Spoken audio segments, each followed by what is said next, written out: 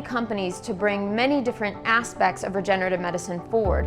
Not only are we looking at training physicians on how to utilize some of these applications, we also have our own laboratory where we study the applications and indications and different therapies to move forward. And in addition, we have our own clinic where we're treating patients. This allows us to do tissue banking, where we can accept samples from patients such as fat tissue or bone marrow. We can culture expand and then store these cells for future use in different indications. As an FDA registered facility, we follow what are called the 1271 Good Tissue Practices laws of the FDA.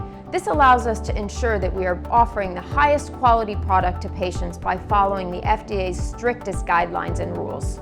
We've published a variety of different studies, both in animals as well as humans, and we've even published a large double-blind placebo-controlled trial for heart failure. We're one of the only groups in the world to have published this type of study. By bringing all of these modalities together, we can have a complete package for regenerative medicine.